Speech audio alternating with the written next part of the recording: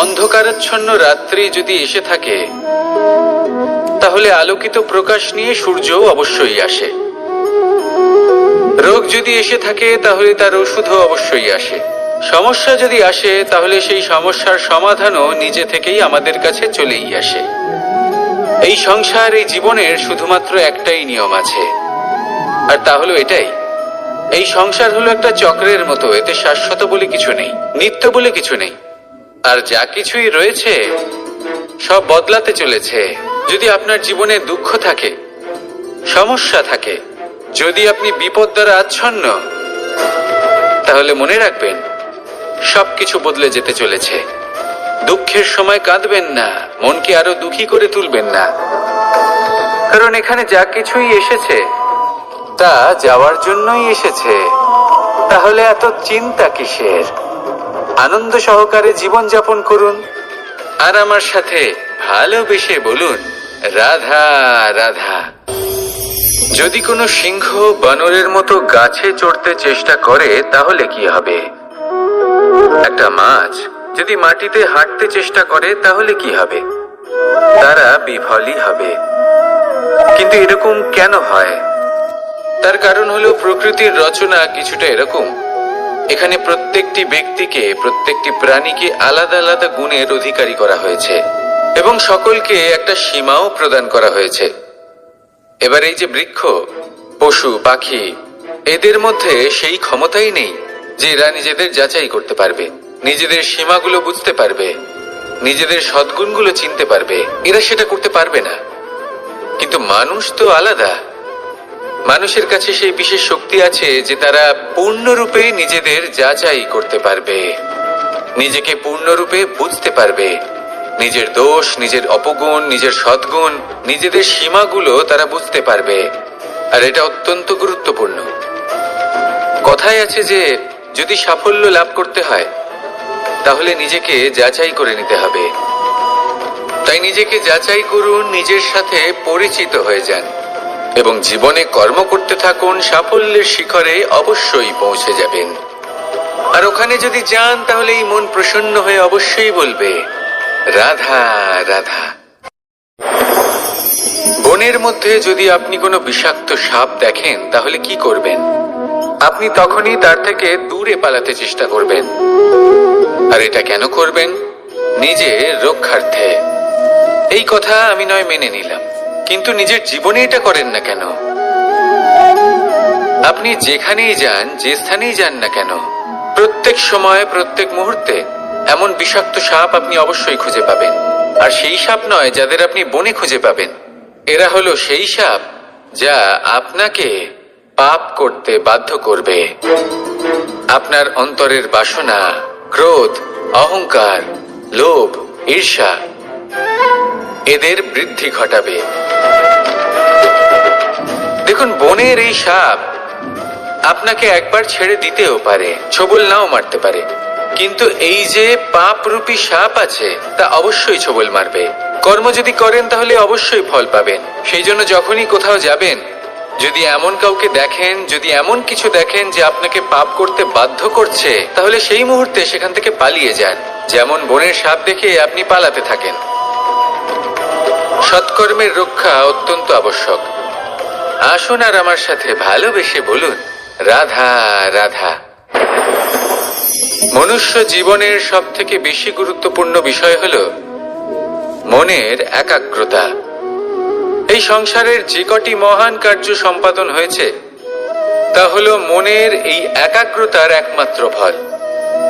আপনি অবশ্যই দেখে থাকবেন, অনেক ছোট বড় নদী যা বয়ে চলে তাদের সামনে একটা বাঁধ নির্মাণ করা হয় সেই সব নদীর জল সঞ্চয় করতে। বাঁধ হয়ে গেলে প্রয়োজন মতো বা মনের ইচ্ছে মতো তাকে ব্যবহার করা সম্ভব। এবার এটাই আমাদের মনের সাথেও সম্ভব। আমাদের মনের একাগ্রতা আজকের দিনে দাঁড়িয়ে বিভিন্ন ধরনের বিকার, ক্রীড়া এবং ভোগের মধ্যে ভাগ হয়ে গেছে। একে একত্রিত করতে হবে, একটা বাঁধ নির্মাণ করতে হবে, কর্মের বাঁধ।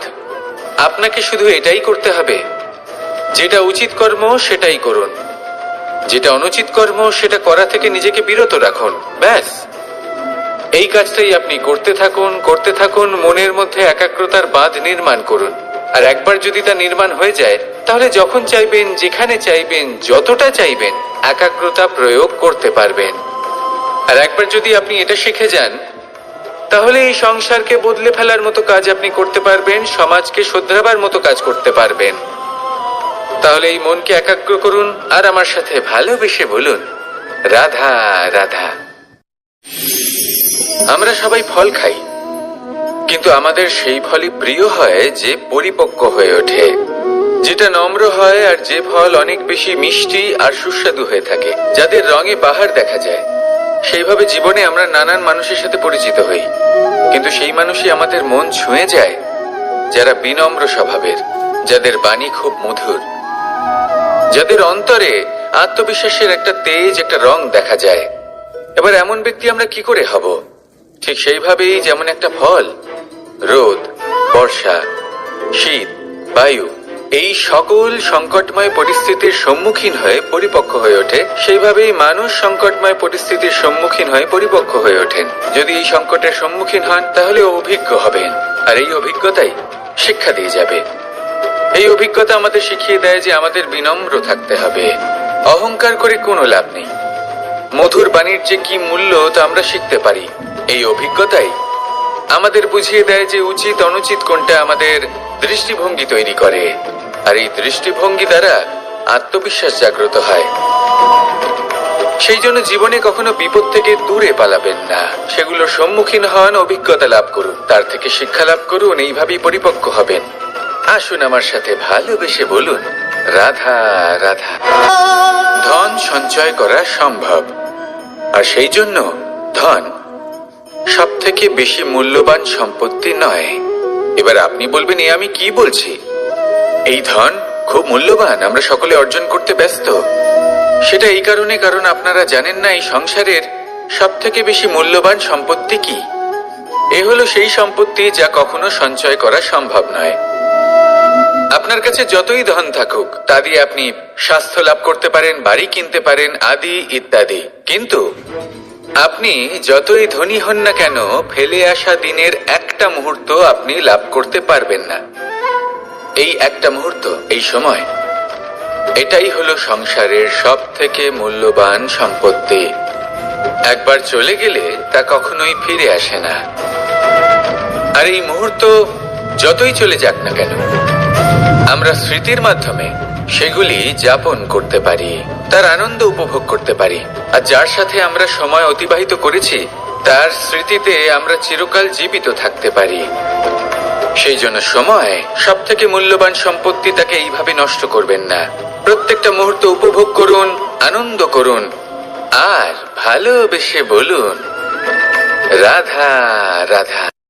কনক, কি সুন্দর একটা শব্দ। এর অনেকগুলো রূপ রয়েছে, অনেকগুলো অর্থও রয়েছে।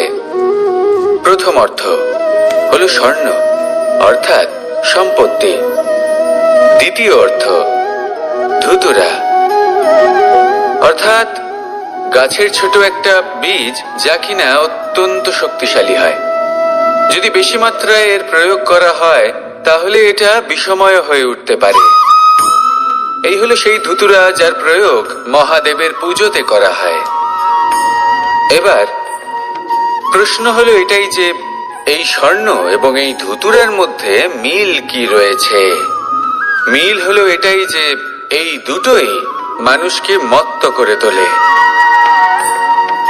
ধুতুরা মানুষকে তখন মত্ত করে যখন তাকে সেবন করা হয়, কিন্তু স্বর্ণ, ধন, সম্পত্তি, মানুষ সেটা যতটাই অর্জন করে নেয় সেটাই যথেষ্ট।